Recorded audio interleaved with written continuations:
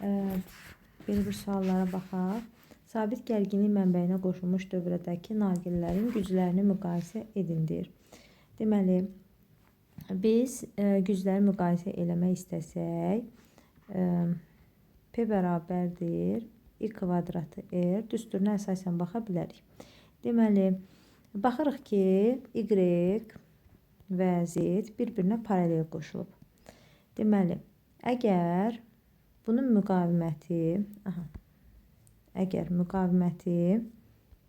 bir dəqiqə, yeri qarışdı şəkillərin.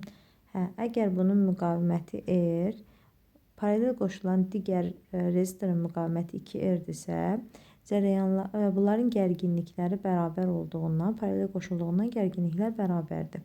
Gərginliklər bərabər olduqlarından cərəyan I bərabərdir U böl R ifadəsinə görə cərəyan müqavimətlə tərs asılıdır. Yəni, müqaviməti çox olanın cərəyanı az, müqaviməti az olanın cərəyanı çox olur. Deməli, onda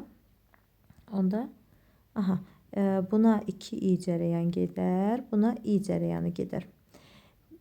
Biz də bilirik ki, bu müqavimətlə həmən bu cərəyanlarımız gəlib, elə bil ki, bu R-də toplanır, cərəyanımız ümumi 3I-yə bərabər olur.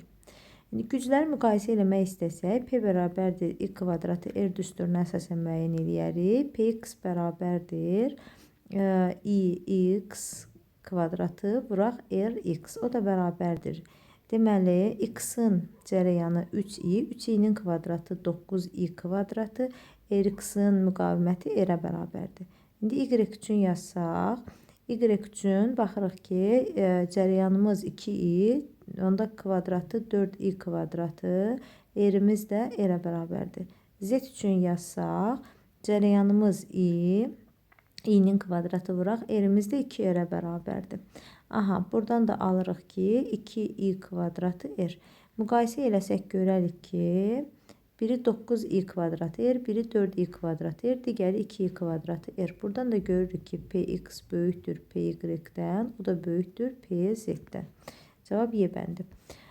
Deməli, sxemdəki bütün açarlar qapanarsa, hansı lampalar közərər? Bu bizim açarımızdır. Bu da qapanar, bu da qapanarsa deyir, hansı lampalar közərər? Biz bilirik ki, cərəyan müsbətdən mənfiyə doğru axır. Deməli, cərəyan gəldi, keçdi. İndi baxırıq ki, biz deyə bilərik ki, cərəyan boş yoldan keçməyi sevir, belə deyək. Və yaxud da müsbətdən mənfiyə. Gördük ki, hansıları közərdi? L1 ilə L3 közərdi. Və yaxud da belə də yaza bilərik ki, hərfləndirmə metodunla yazsaq A, B. Deməli, qarşımıza lampa çıxdı. Bu zaman nə olur? Hərfimiz dəyişir. Bura yazdım bir C. Deməli, bura yazıram C. Deməli, buralarımız bizim C-dir də.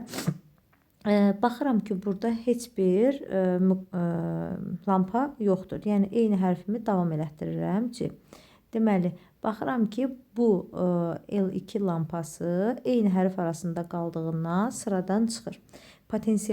Eyni potensial arasında qaldığından sıradan çıxır. Yəni, bizim L1 və L3 lampalarımız közərər.